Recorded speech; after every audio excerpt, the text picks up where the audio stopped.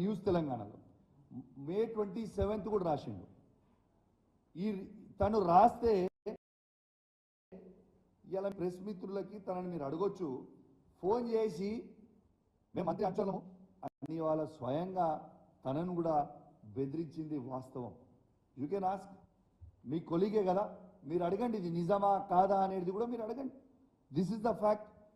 దీంతో పాటు నేను మొన్న 6th రోజు లారీలని 13 లారీలను పట్టుకుంటే, ఇగోండి 13 లారీలను పట్టుకుంటే ఇట్లా రాత్రి హుజరాబాద్లో 13 లారీలను పట్టుకుంటే హుజరాబాద్ పట్టణంలో డిటిసి గారికి స్వయంగా ఒక శాసనసభ్యునిగా నేనే ఫోన్ చేసి ఇవి ఓవర్లోడ్ లారీస్ పోతా ఉన్నాయి, దయచేసి మీరు సీజ్ చేయాలని నేను కరీంనగర్ డిటిసి గారికి ఫోన్ చేసి చెప్తే రాత్రి 10 గంటలకి 2 లారీలు మాత్రమే సీజ్ చేసి 11 లారీలని ఇచ్చిపెట్టింది.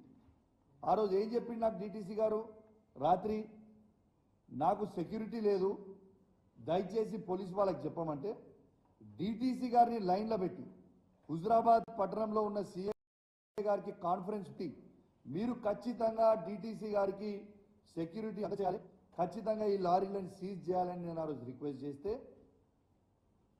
ఇమీడియట్ ట్రాన్స్పోర్ట్ మినిస్టర్ గారు డిటిసి గారికి ఫోన్ చేయగానే ఈ 11 బండ్ల నుంచి ఇట్లాంటి 11 బండ్లు ఇప్పుడు నంబరు చదువుతా, 11 బండ్ల నుంచి 2 బండ్లు సీజ్ చేస్తారు, తతిమ బండ్లన్నింటినీ కూడా ఇచ్చిపెడతారు.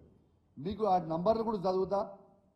TS29TB3299 ఒక బండి, TS23T9990 బండి, TS29T7899 ఒక బండి, TS20U0459 ఒక బండి, TS36TA6099 ఇంకో బండి, TS36T1008 ఒక బండి, AP39VA5349 ఒక బండి, TG36T0819 ఒక బండి, TG23T0819 ఒక బండి, ఇంకొక 2 బండ్లు నంబర్లు మిస్ అయినాయి.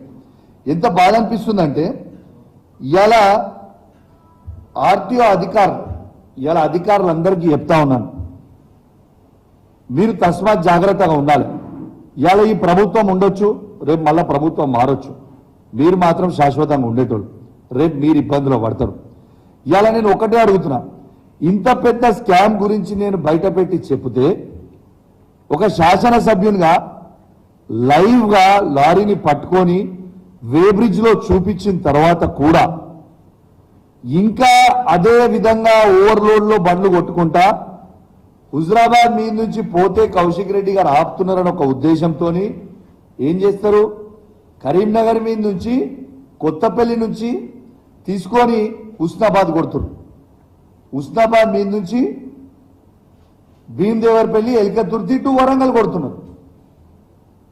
రాత్రి 1 నుంచి తెల్లారు 5 వరకు రాత్రి మిడ్-నైట్ హుజరాబాద్ మీద నుంచి కొడుతున్నారు. మరి ఈ లారీలని ఎందుకు ఆపుతలేరు, ఈ లారీలని ఎందుకు సీజ్ చేస్తలేరు, దీని మతలబ్ ఏంటిది అని నేను అడుగుతా ఉన్నాను. నేను ఇంకోటి చెప్తా ఉన్నా, అధికారులందరూ కూడా చెప్తా ఉన్నాను, నేను స్వయంగా ట్రాన్స్పోర్ట్ సెక్రటరీ గారికి, కమిషనర్ గారికి, డిటిసికి, ఆర్టీఓకి స్వయంగా నేనే ఫోన్ చేసి చెప్పిన, మీ మంత్రి గారు చేస్తున్న స్కామ్ ఇది, ఎట్టు పరిస్థితిలో ఓవర్లోడ్ పోతున్నాయి, ఖచ్చితంగా మీరు ఆపాలి అని నేను చెప్తున్నా.